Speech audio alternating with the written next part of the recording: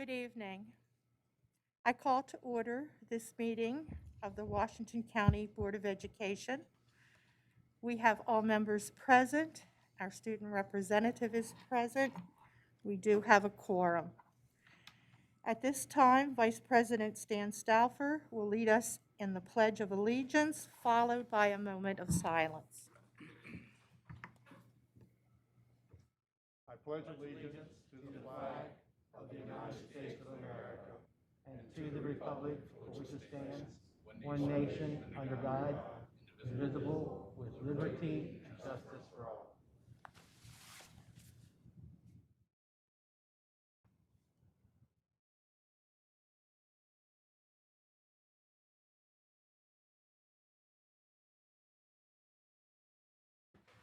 Thank you.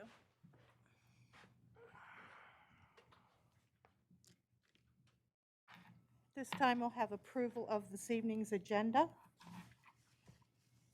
So move. Second. Thank you, Mr. Stauffer. Dr. Zentmeyer for the second. Is there any discussion of the agenda? All those in favor, please raise your right hand. All right, so we have a unanimous approval with a student member concurring. Approval of the meeting minutes. Madam President, I move for the approval of the closed session minutes dated Tuesday, March 16th, 2021. Thank you, Mr. Gessford. Is there a second? Second. Thank you, Dr. Zentmeyer.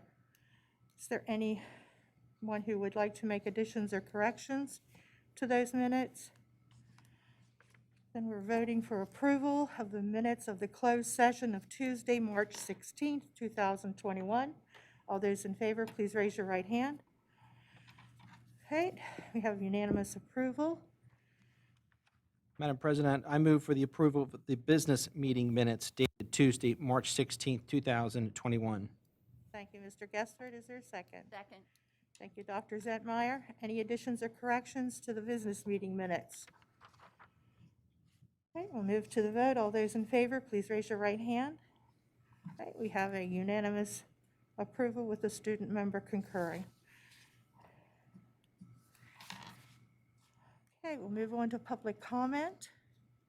We have no one who has signed up in advance to comment. Do we have anyone who's shown up in person? No? Okay, so we have no public comment this evening.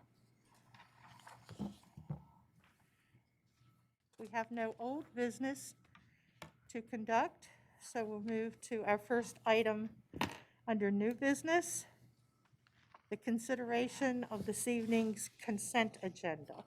We have Mr. Scott Bakewell presenting.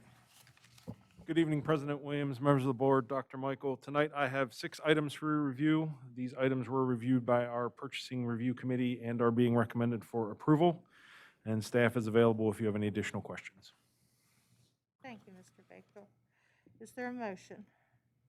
Madam President, I move to approve the awards, renewals, and procurements for active classroom digital resources renewal to social studies school services at a 3-year total cost of $264,540. Pre-K take-home library books to Scholastic Education at a cost of $59,346. Books for elementary advanced learners to the Great Books Foundation at a cost of $85,935.59. And wood floor refinishing, replacement, repairs, and relining at the unit prices listed. HVAC replacement at Smithsburg High School to Waynesboro Construction Company, Inc. at a cost of $6,888,500.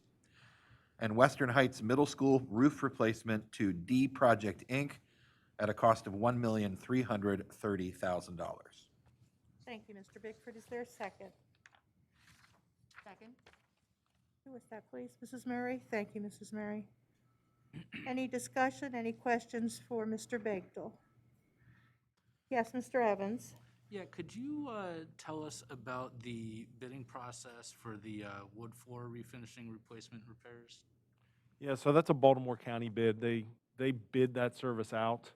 and it's a unit price contract, so it's for refinishing, repairs, sanding, and they have 2 awarded vendors. So what we do is our maintenance and operations department will identify, the floors that are in the greatest need throughout the county. They'll have both vendors come in, go over what they want done, repainting, resurfacing at both gyms, and I think, there's one stage. And then both vendors will provide a quote based on those unit prices. Those unit prices are max numbers. So vendors, if somebody doesn't have any work on their book and really wants to, try and get that job, they can go less than that. They just can't go more. So we get quotes in from both vendors and award then to the lowest vendor based on those 2 awarded vendors under the Baltimore County bid. So is that a kind of a partnership then with Baltimore County that we're doing it with that to get a cheaper price, or? Well, essentially, yeah, so they bid it out, and all the school systems in Maryland typically put rider clauses in their contracts, so like we do.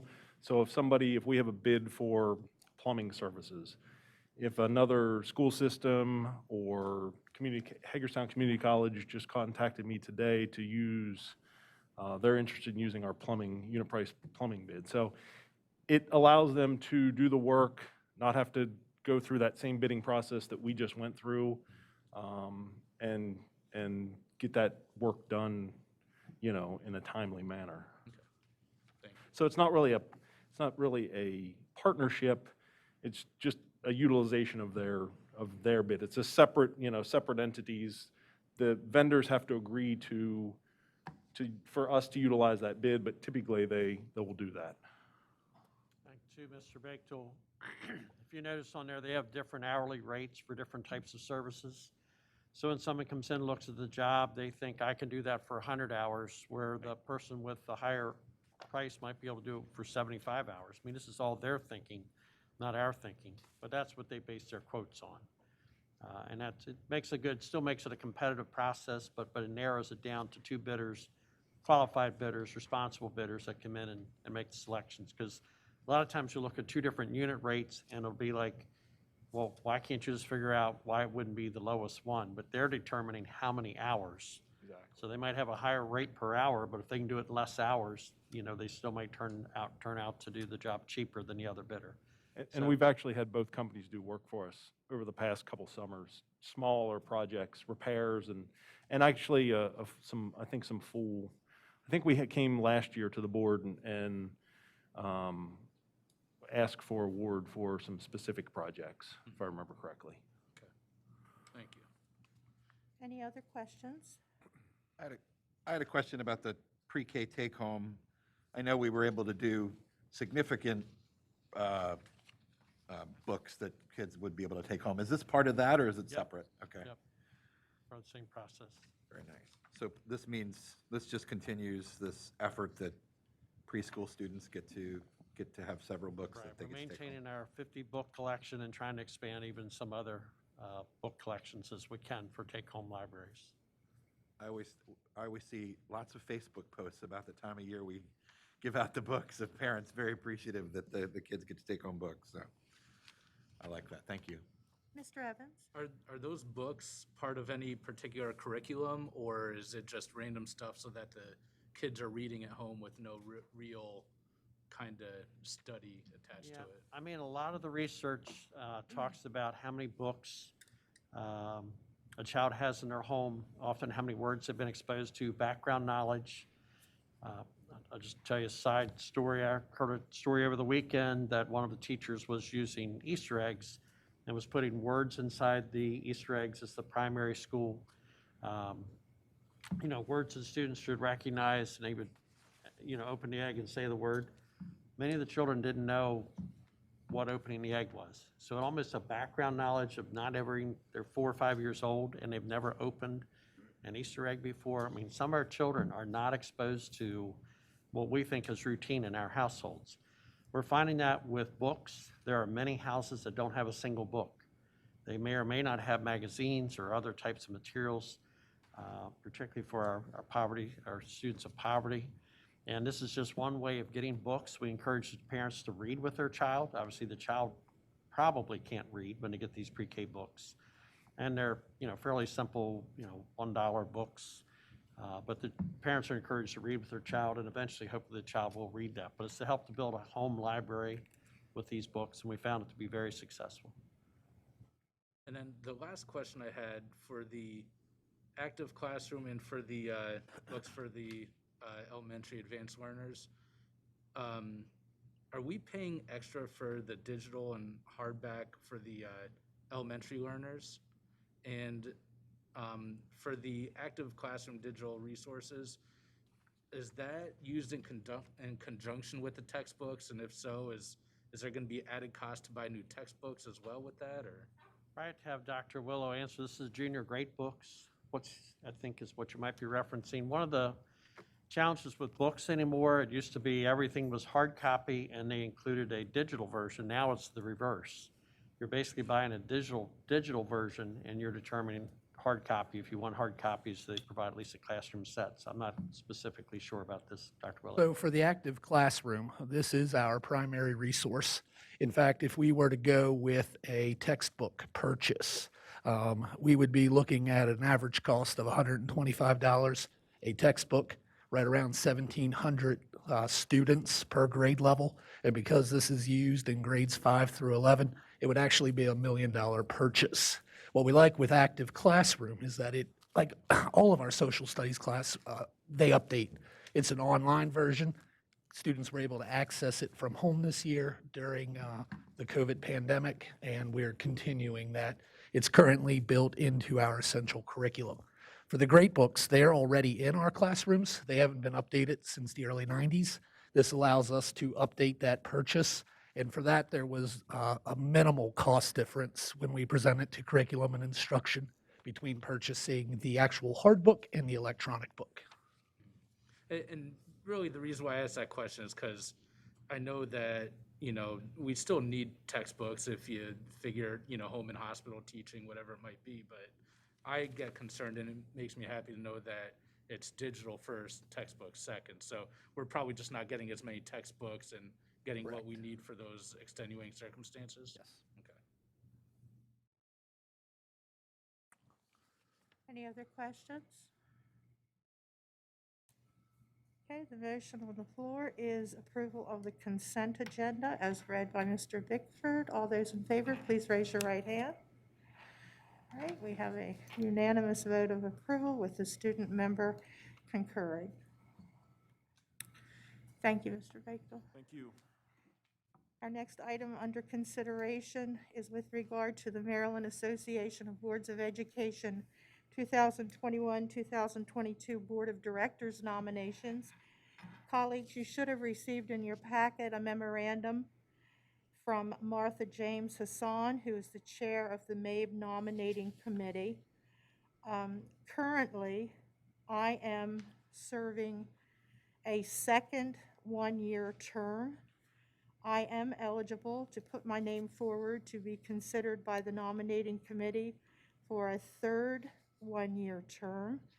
And I would ask that my name be placed in nomination unless there's someone else who is interested in having their name placed forward. Mr. Bickford.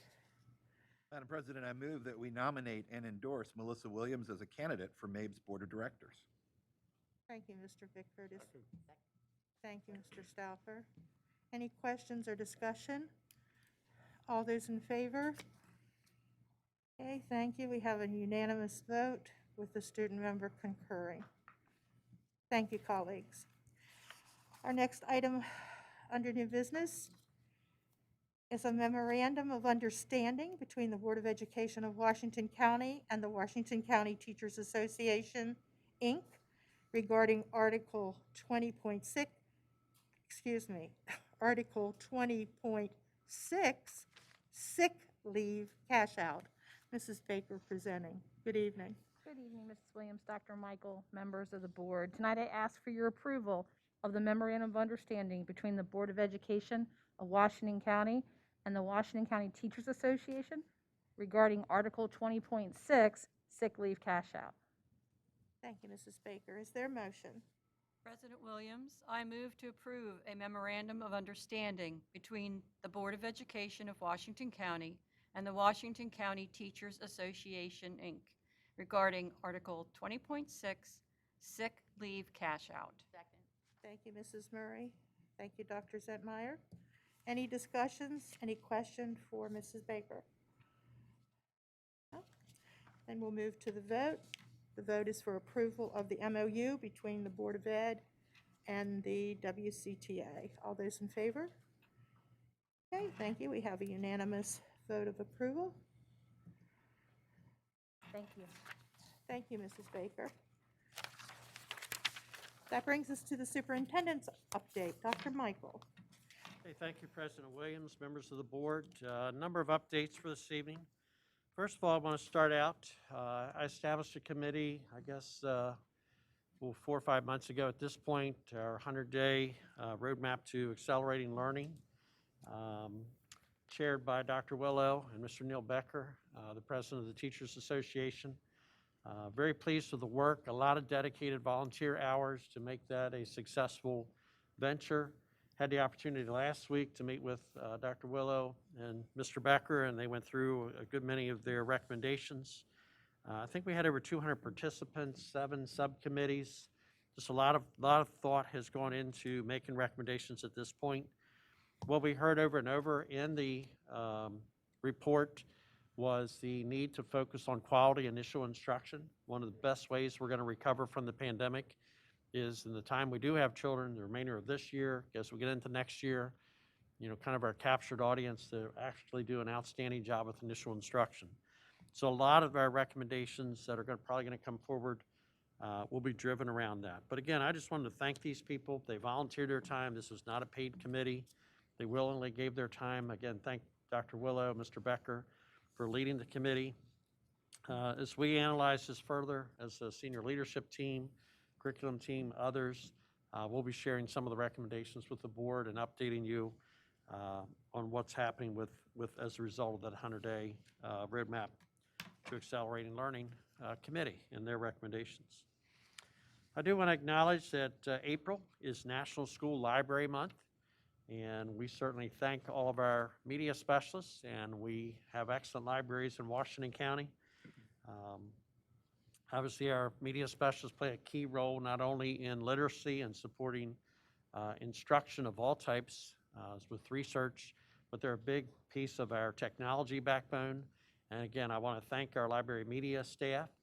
At our next board meeting, we'll have a little video celebration of some of the work they've done, some comments from principals, some other people.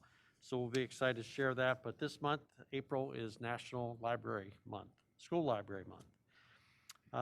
Also, this week is Assistant Principals Week. Don't often get a chance to celebrate our assistant principals.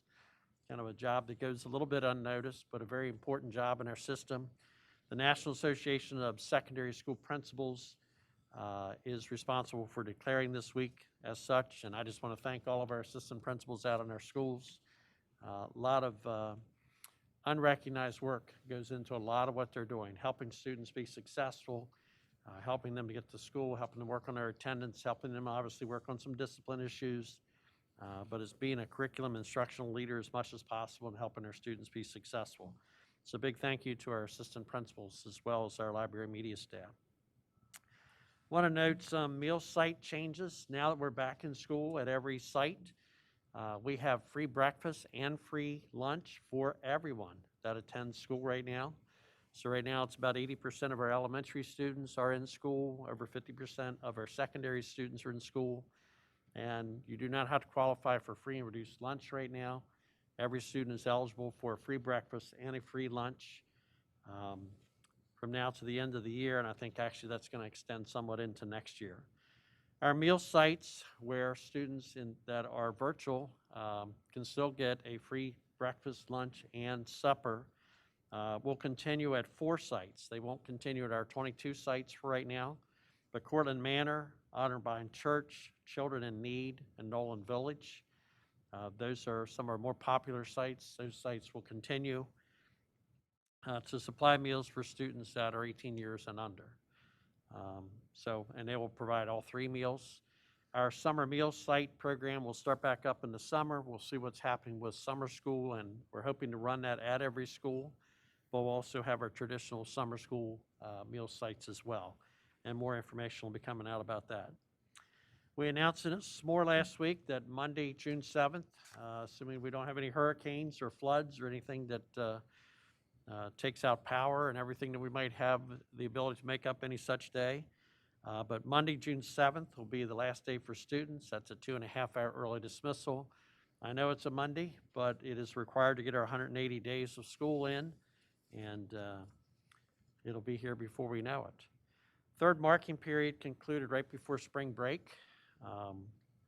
Grades for students should be available on Parent View and Student View by Friday, April 9th. So this Friday, parents should be able to see their child's grades, or children should be able to see their grades as well. Elementary grades and secondary. Elementary grades will be available by Monday, April 12th, and there will be mailing report cards on April 17th for third marking period. I do want to announce tonight we have a change in our bus driver pay. Beginning this pay period, we've been very challenged with finding bus drivers. I'm a big believer in the law of supply and demand. And for a long while, we've had a big demand for bus drivers, and we've had a short supply. I do appreciate our garage staff, our office staff, all that have pitched in to make this a successful year to this point. If 100% of our students were back in school right now, we would not be able to service all of them with bus services. But right now, we are meeting the needs based on the number of students that are in our schools and the limited number of students riding buses. But beginning this pay period, we're going to move all bus drivers from grade 6 to grade 8. So that's a change in our salary for bus drivers. If anyone is interested in our bus driver and becoming a bus driver, we'd encourage you to check that out. We plan to address some other ESP issues at our next board meeting. So I know there'll be some anxious people curious why only bus drivers are getting this change. Again, that's based on the law of supply and demand. We do have some other changes we anticipate in the next couple of weeks, and we're going to advertise all of that very publicly for bus drivers particularly, as well as other ESP staff by our next board meeting.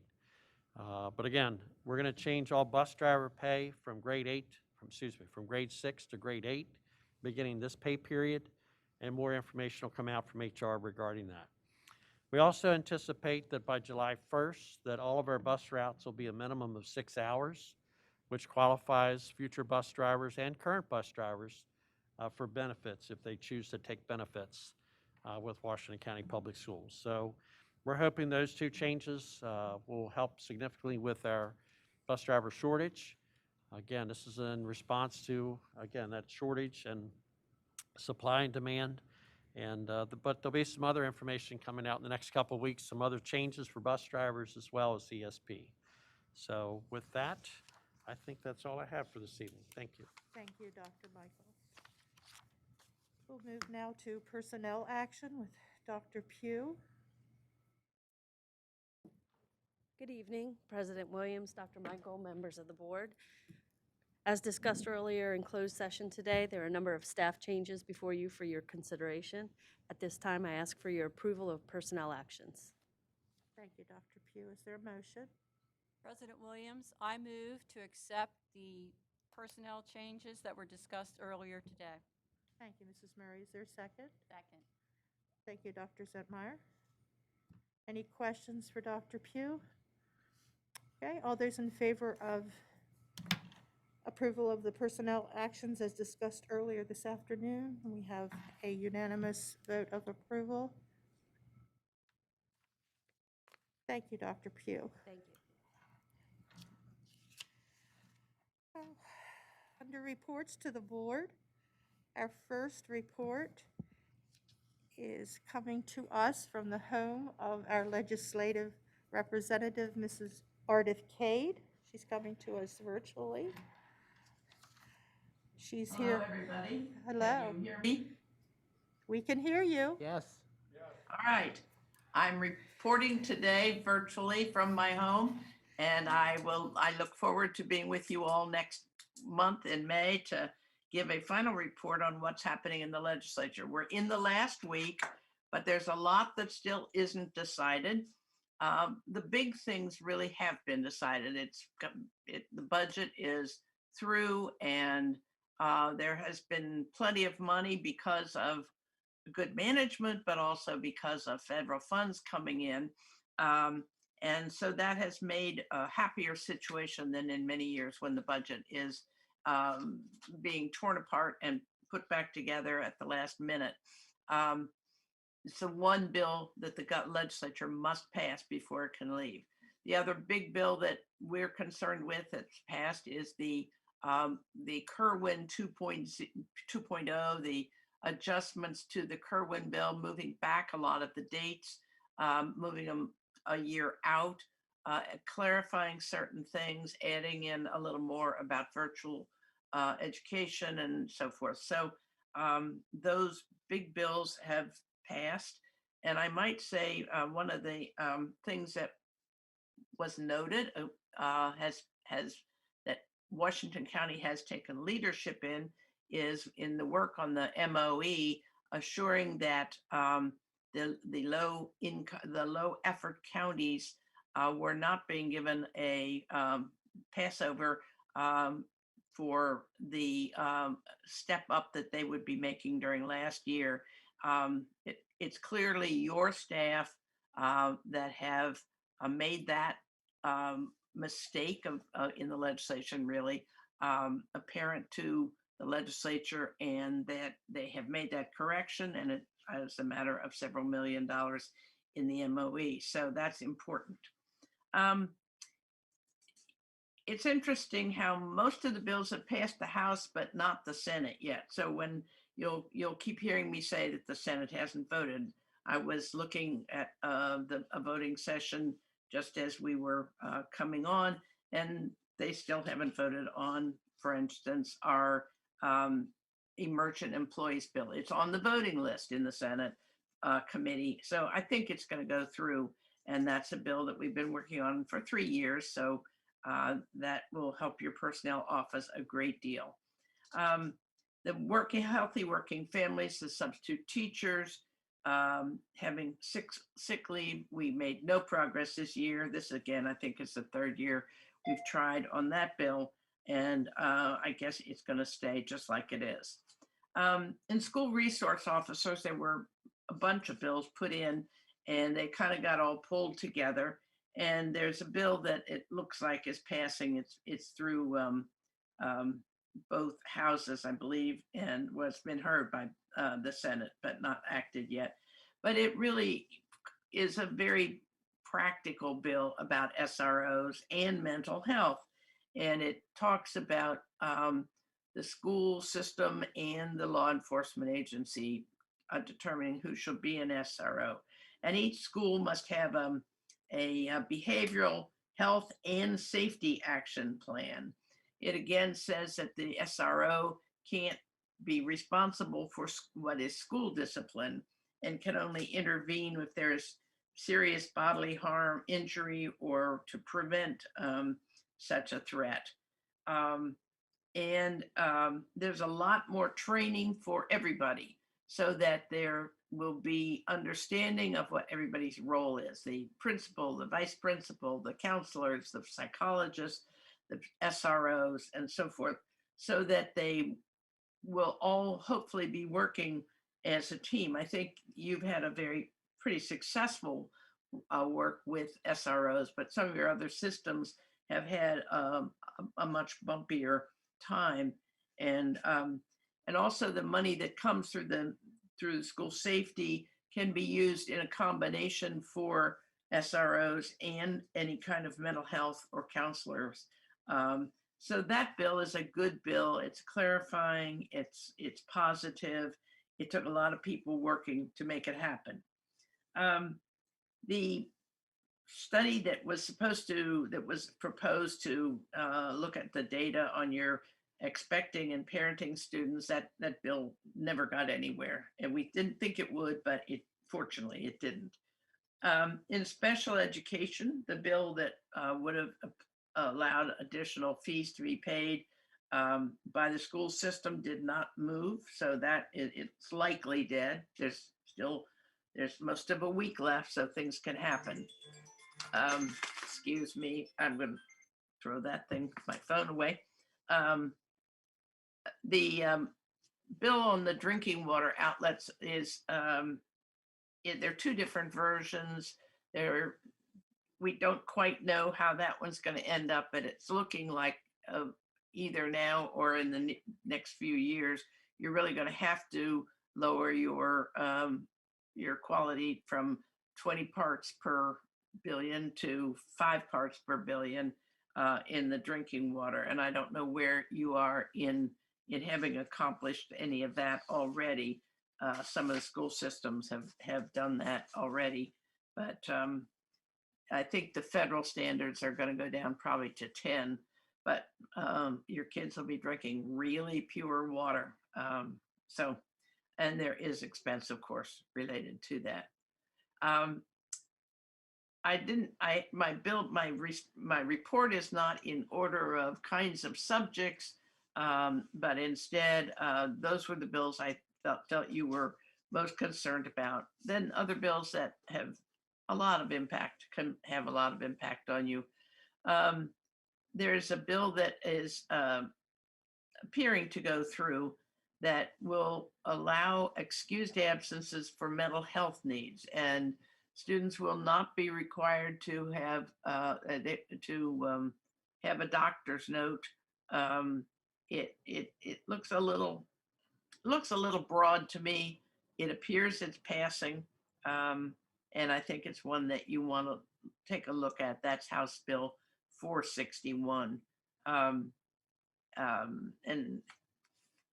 it looks as if kids could take advantage of it. On the other hand, it gives them the privacy of having a response to a mental health incident that they might not feel comfortable being out of school, or they might just be saying that they're sick with something else. I don't know. This bill that's in about round the year daylight savings time is probably not going to pass, but it's interesting in that it would, if West Virginia, Delaware, and Maryland and DC all voted for it, it would create a year-round daylight savings time. I personally like daylight savings time, but I'm not one of those people that gets up early in the morning. So I'm not sure that where different systems have taken different positions on it, and it looks like it probably isn't going to pass. It didn't pass in Virginia, so it clearly wouldn't be happening anytime soon anyhow. The prohibition on retaliation for not returning to in-person instruction and work is still 1322 is still quite a broad bill, in that it says that a teacher who didn't want to come back because they hadn't had a shot. It doesn't say because they hadn't, it doesn't say they had even wanted to have a shot, or if they were 65, or if they were caretaker for somebody with underlying conditions, that they could not be punished, penalized, or anything. It's a very temporary bill. It only goes through this school year. It probably is going to pass. I don't know that it's that relevant for you, but it is something that the legislature has been working on. The whole bill on restraint and seclusion, every year we're dealing with the issues around this. And the bill that started out has now been moved more to a work group, study group. But everyone's expecting that by next year, there'll be some more legislation further restricting or further defining, clarifying restraint and seclusion. Again, it's something that there are a lot of arguments, pro, con, etc. And so it's a difficult bill every year for the committees. the big bill on school construction incentives, which I talked about before, which would have possibly led to schools looking at total lifetime costs, which might have meant that there would be push to go to smaller schools or smaller classrooms and so forth, again, has been converted into a more of a work group. So it's not at our door at this point. And of course, with the Built to Learn Act going into effect and the IAC and the Stadium Authority doing their joint work now to work out the provisions to implement that, I think this is sort of over on the side for the moment. One of the bills that appears that it's definitely going to pass is the provision of menstrual hygiene products. The first bill was wild in that it had them in boys' rooms, girls' rooms, et cetera, et cetera. The Senate version is a little narrower. It's just in the women's rooms, girls' rooms, and it does call for the state to provide, at least for the machines that would be put in the dispensers. It's the fiscal note is pretty big on this because each year you would be having to provide these products, and they calculating it at $4 per junior, middle school, and high school girl. It comes up. It eventually would be about $1 million a year statewide. They figured, I think, would be approximately $25,000. There's a bill in to establish a policy, each system, about symbols of hate. And it's complicated because what are symbols of hate, et cetera, et cetera. So that's, I believe, going to pass, and it's, again, a policy that you'll have to be developing. One of the things that had been talked about early on is virtual schools. And there had been maybe 5 or 6 bills put in about virtual schools, but none of them were too specific. Some said the state could have them, some said, oh, you guys could have them, etc. So all of a sudden, near the end of the session, came in this bill, which I'm holding up, which is, I don't know, 30 pages or something. And it has been heavily amended. It's passed the House. It's quite likely that the Senate won't pass it. It's very prescriptive. It would make clear that, I believe it makes clear that the state itself can't have a statewide virtual school. It establishes a lot of the format for each school system, establishing a virtual school. The state would have to review it and so forth. The teachers, it could not be a private contractual school. The teachers in the school would have to be public school teachers. And so and it couldn't start until 2023, July of 2023.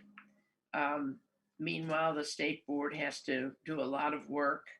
They've also establishing a flipped classroom pilot program, which you probably know what that is. I didn't, but that's where the teacher records a lesson and they use that as the homework. And then the in-class time virtually is where the teacher interacts with the kids and so forth, so that they come to the class with having had the lesson, which the teacher might normally have given in class.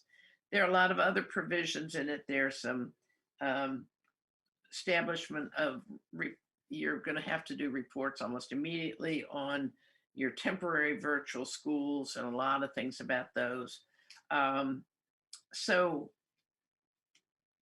it I think that the Senate EHEA committee is going to be a little skeptical about all of this. The chairman once said, well, isn't there something that not, he didn't say, isn't there enough in already in the blueprint about virtual schools? But to build something this prescriptive at this point in time isn't wildly likely to pass, but we can't count on anything. In a few other things built that would establish the Community Development Office of Digital Inclusion in the Department of Housing and Community Development has passed. And also in the governor's one of his supplemental budgets, they keep having several supplemental budgets, which is interesting. He put in huge amounts. It looked like 45 million altogether for a rural broadband. So that issue is being taken very seriously, and a lot of money, and a lot of that's the federal money coming in. So that's good. We've talked in the past about the fact that the Juvenile Services has wanted to run the schools where the juvenile service kids are, which have been run by the State Board of Education. There's a bill in on each side about that. It still doesn't quite make clear our issue of the kids coming back out of those schools, but it seems to imply that they would come out with clear records that would be passed back to their public school. And I think the bill sort of assumes they'd go back to the public school they came from, not come into your system, but from group homes. But I think that it may solve the issue that that Stan Stoffer and I have, particularly, that all of you, but particularly Stan, Mr. Stoffer, have been working on for several years and been highly concerned about. There's the law to allow systems to use other than yellow school buses for in certain instances is passing. I know that Western Maryland, and I know that Senator Edwards has been very eager to get this bill passed. And it still has a lot of restrictions and limitations in it, but it would allow certain other options for you when you have a small group of kids that need to be moved from one site to another, and might provide some cost savings in that respect.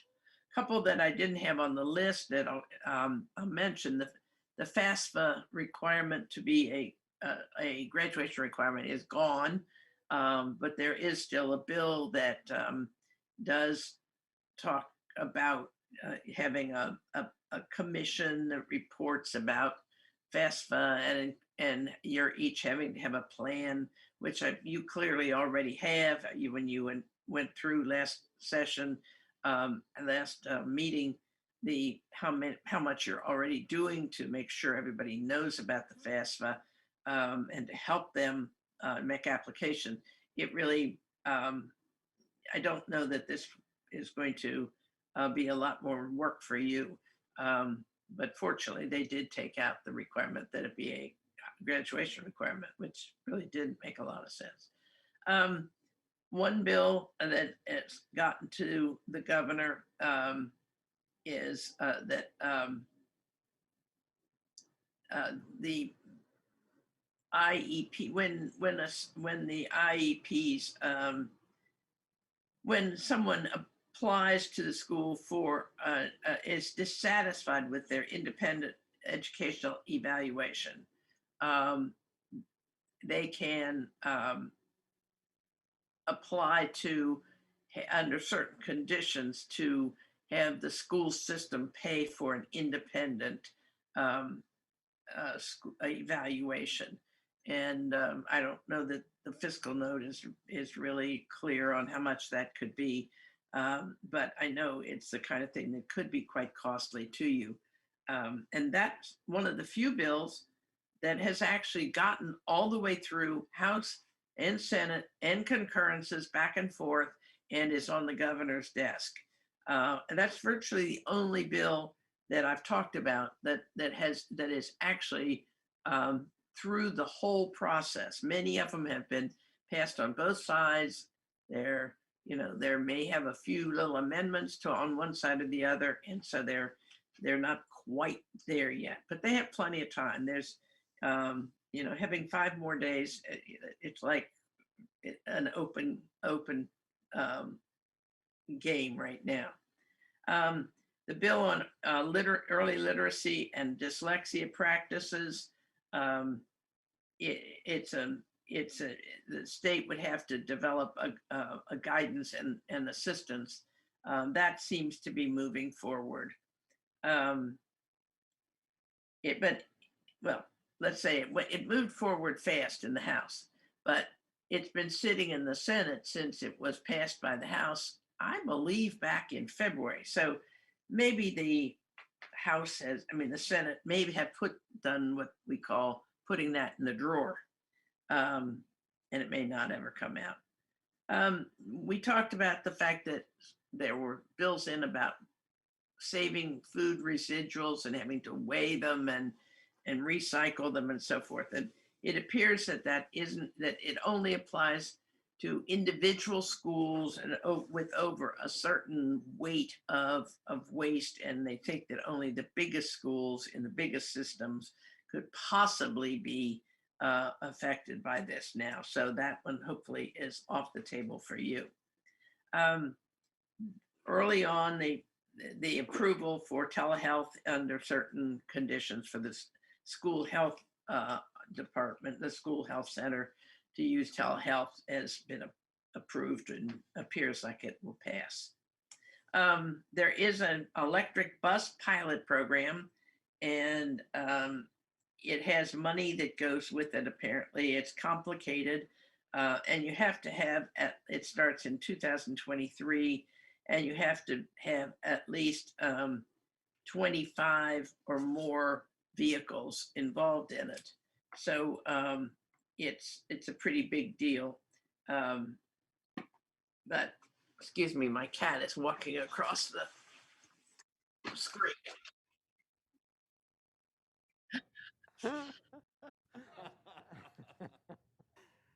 It's fun. They're wonderful friends to have, Okay, and there's a cybersecurity establishment reporting, and again, it's a statewide. It's not just about school systems, and so that's going to be some reporting that you will probably have to do. But certainly, cybersecurity is something everybody's concerned about. So those are the bills that I have highlighted. I'd be happy to try to talk to answer any questions, and I meant to set on an alarm to see if I could possibly stay under 15 minutes, but I didn't do that. So I hope I haven't gone too long. Thank you, Mrs. Cade. We'll open it up to questions from the board members. Yes, Kevin. Mrs. Cade, can you hear me? I can, yes. Okay, wonderful. So on Senate Bill 522, yes, public schools, school resource officers, I have 2 questions. Does that bill does not remove school resource officers, correct? Bill what? The Senate Bill 522. I got that. The bill does not remove school resource officers from schools, right? No. Okay. It very much allows schools to have SROs. It really is. I think it's a really good bill now. It really does make it a bigger teamwork community that is dealing with both the law, what the SRO is there for, but also what mental health people, how they work with the SRO and so forth. So no, it definitely it recognizes SROs as a valuable part of the schools if they choose to have them. Thank you, Mrs. Cade. And then for my second question, in the bill, I heard that there was also a component that's going to do a study on school resource officers in Maryland public schools, that they're going to formulate a study with the Maryland Centers for School Safety to study the impacts of SROs. Is that true? And if it is, can you give further details into what that would look like? I don't know. I think there was a bill in, you say, I couldn't get you all of your question clear. Did you say there was a bill to, What he's asking is a part of this bill, a study of SROs and the work that oh, I'm they're sure doing. there's always reporting and there's always studies in it. Let's see. Where is that part? Is there a part? Okay. On or before December 1st each year, the center, which is the Center for School Safety, shall report in accordance with federal and state law to the governor and the General Assembly on the ratio in the public school of resource officers assigned to a public school to the number of students in the school, the number of teachers in the school, and administrators in the school, the ratio in the previous year, and then they're going to review all that information. And when they have done that, they will analyze the data on interactions between school resource officers or school security employees and students, including positive community relationships, aid given during a student mental health crisis, episodes in which successful de-escalation was employed, use of force incidents, and in-school arrests. Then they shall synthesize the review required of, and then they will establish best practices, etc. Is that what you wanted? Yes, it is. Thank you so much, Mrs. Cade. That's on pages 11. Wait a minute. On where did I start? On 522, and it starts on page 12, near the back of the bill. Thank you. That's all my questions for now. Thank you, Mr. Okay. Thank you. Anyone else? Other questions? That seems to be the only question. Another question. Oh, Sorry. wait just a minute. Our student representative has another one for you. Okay. Sorry, I apologize. No, that's quite all right. Mrs. Cade, will bills like House Bill 636 and other bills like transportation, school construction, or menstrual hygiene products, those bills, would they be unfunded mandates for the school system, or would they come with funding from the Maryland General Assembly? The menstrual products is an unfunded mandate, and I didn't hear the first one you mentioned. The drinking water outlets. It's another unfunded mandate. Right. Yes, we don't believe in unfunded mandates, but they happen every year. So my understanding is with regard to the hygiene bill, the products will be paid for by the school system, but the dispensers will be paid for by the state. Is that correct? Well, that's correct in the Senate bill. That's not in the House bill. Okay. So, and the Senate bill calls for the state to put in like 500,000 a year toward it. So I think it's going to end up probably with the state paying for the equipment, but you guys absorbing the products. So one other bill that was mentioned that might be of interest is the one that was that called for the state superintendent of schools to be confirmed by the Senate, like all the cabinet posts are, and that I think is probably not going through. It hasn't died yet, but it doesn't look like it's alive. And a lot of that seemed to be related to, they're currently interviewing candidates for the new superintendent. And how would you like to be hired? First of all, you get an accountability board under the Kerwin bill, and then you also have to work and to be confirmed by the Senate, which wouldn't be until next year. And I think maybe the Senate realizes that that's probably not a good way to attract the best candidates.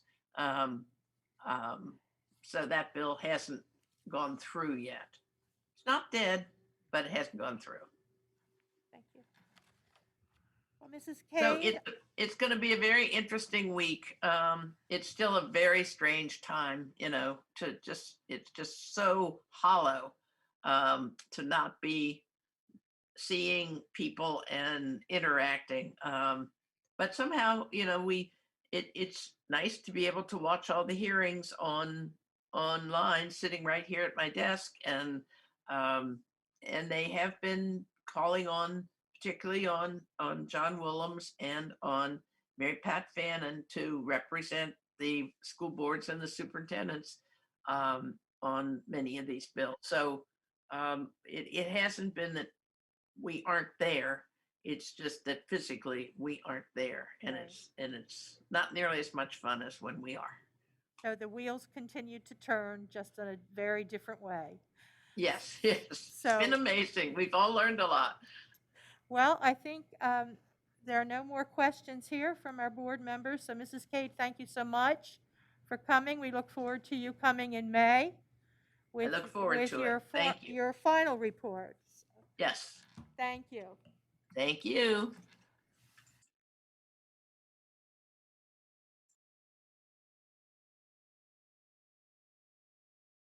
Board member committee reports. We'll start with Curriculum and Instruction Committee. Dr. Zentmeyer? The CNI will meet April 19th, 3 o'clock here. Okay, thank you. Facilities. The Facilities Committee will be meeting this Friday at 8 a.m. I believe it'll be on the third floor. Thank you, Mr. Gassford. Finance Committee? Yeah, we had to delay our meeting because of legislative uncertainty, which causes budget uncertainty. So we delayed that meeting, and we'll report back at a later date. Thank you, Mr. Evans. Human Resources Committee? Human Resources will be meeting Tuesday, April 13th at 4 p.m. in the Hagerstown Room. Thank you, Mrs. Murray. Mr. Stelfer, did you have anything? Oh, I'm sorry, I almost forgot you, Mr. Bickford. Policy Review and Development Committee. Policy Committee will meet on Tuesday, April 27th at 11 a.m. here in the building, and we will communicate the room when we have it reserved. Thank you. Mr. Stelfer, did you have anything that you wanted to share with regard to legislation? I would just say that the SRO bills, when they first started out in the General Assembly, were very, in my opinion, very anti-SRO, and they've been greatly moderated through the legislative process, and I'm glad to see that. Mrs. Cade pretty much gave a thorough report, so. She did indeed. Kevin, did you have something that you wanted to report from student government? Yes. The Washington County Association of Student Councils met on March 23rd for their first General Assembly of the year, but also planning in late April, there's going to be the small elections for the next student member on this Board of Education, and then they will take this seat in July 1st. So very excited to get that process started. It's still through the candidate process, and there's going to be an information session, and then I'll surely invite all of you guys to attend the election and get to take a look at your next student member. Thank you very much, Mr. Bakum. Okay, under miscellaneous business, we have one item that is future agenda items. You have a future agenda item list included in your packet. We have coming up on April 20th, a Facilities and Enrollment Advisory Committee report. Then in May, Mrs. Cade will be back. I think she's planning to be here in person on that day to give the legislative briefing. On June 1st, we'll have the annual report of the progress of the implementation of the educational equity policy and the action plan. And on June 15th, the District Committee on Assessments recommendations will be reporting. If you have something that you would like to see on a future agenda, please let a member of the Agenda Planning Committee know, and we'll get it on the agenda for a future meeting. So we'll go to board member comments. Mr. Evans, would you like to begin down there? Yeah, I just want to say it was great to see the start of the high school sports here. I myself was umpiring a Little League game yet last night, and just great to see the kids back out there and starting to get back to somewhat of a normal life. So good work for all the kids and coaches that were able to make this happen, and we appreciate it. Thank you, Mr. Evans. Mr. Gaspard? I don't have anything tonight. I have Thank you. a question for Mr. Evans. Did you say you umpired a game last night? And I did not get beat up afterwards either, so it was Can't good. hear you. I said, and I did not get beat up afterwards either, so. I was gonna say, did you have your eyesight checked before? Mr. Bickford? Nothing for me, thank you. Mr. Stauffer? I just want to thank Ms. Winders, the principal of Cascade Elementary, and the staff. I visited there, I think it was March 24th. I don't have the date in front of me. It was a Wednesday, and they took time to show me through the school. And I want to thank Ms. Milady, the principal of Hancock Middle Senior High School. I visited there 2 days later, I think it was the 26th of March. And I spent about 3 hours of each school, and I completely enjoyed seeing the kids, especially the elementary kids at Cascade. They were very cute. Thank you, Mr. Stauffer. Dr. Zentmeyer? All right. No, this is not an Easter. Do you think you can balance these nails on this nail? It's a balancing act, right? It's seemingly impossible. And this year, as a newbie on the board, it has seemed that the seemingly impossible has happened every single time we meet. Every teacher, every support staff has given their all. So, how do we make the seemingly impossible possible? Well, we have strong leadership, great teachers and support staff, parents who send their children to school every day ready to learn, students who come every day ready to seize the opportunities available to them, our community partnerships, an excellent curriculum, and safe facilities. When you put that all together, and we know that together we're better, the seemingly impossible becomes possible. So thank you to everyone who has made this year successful. Thank you, Dr. Zentmeyer. Every week you have something like this for us. I can't wait expect to for see 2 you on weeks from America's now. Got I get so Talent excited. pretty soon or something, you know. Dr. Zentmeyer, you wow us every time.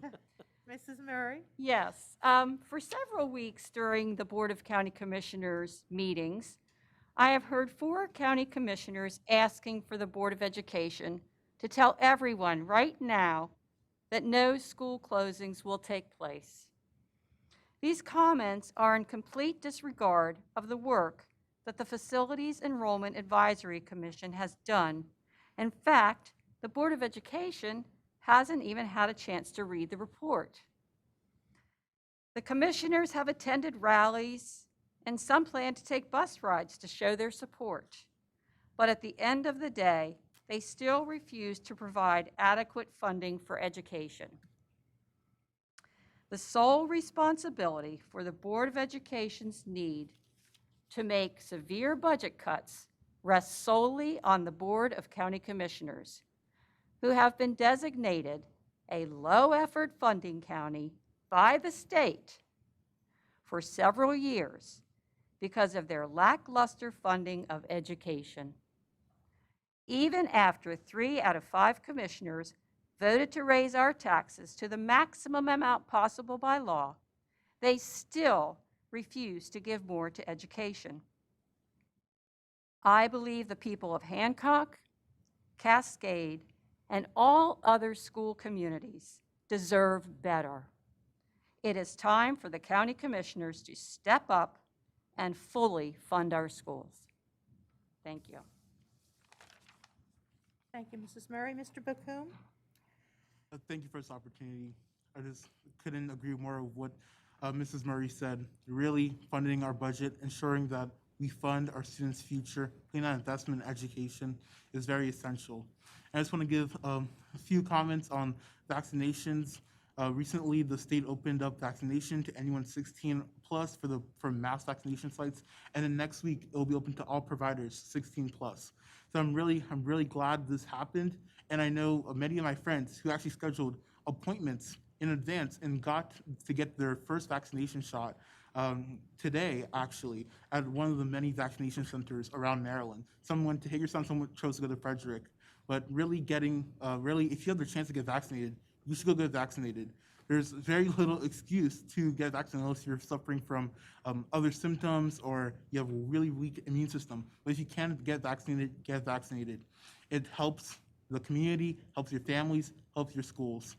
And also recently, with schools starting to come back to instruction, having students have the opportunity to attend 5 days a week, I do believe this is very great for our school system, and this is all thanks to the CDC recommendations and our amazing staff making this possible day by day. So students, I encourage you, if you can, make that investment in education, make that investment in yourselves, and make the decision to go back to school, because nothing can replace an in-person instruction. The high quality is shown in our staff, shown in our ESP, shown in every single aspect of WCPS. So go to school in person if you can, get vaccinated if you can. Thank you. Thank you, Mr. Bocoum. I have no comments this evening. Dr. Michael? Yes, during staff changes, I normally report if we have transfers or new assignments of administrators. In the transition, Ms. Cade, I was interested in making room for that, so I didn't take advantage of that opportunity. But I would want to say that tonight, the board took action on Dr. Heath Wilcox will be our Executive Director of Secondary Education, replacing Dr. Richard Achers, who will be retiring in July. We wish Rick all the best, and obviously he's still here for several months yet to go. So, but Mr. Wilcox, Dr. Wilcox will be taking that position. James Alshire will be returning to his roots as principal of South Hagerstown High School. That's where James was a student, or Mr. Alshire was a student at one point. So he'll be taking the helm of South Hagerstown High School. Also, Mr. Robert Stike will be taking on to a new position here in Washington County, principal of Anytime Learning blended programs. So it'll be our online program for next year.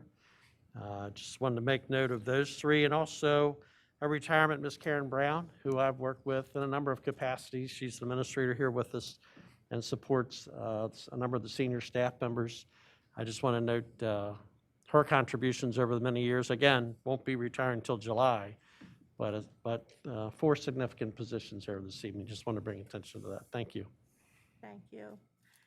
So again, I have no comment this evening, so if there's nothing further, we'll stand adjourned. Thank you all.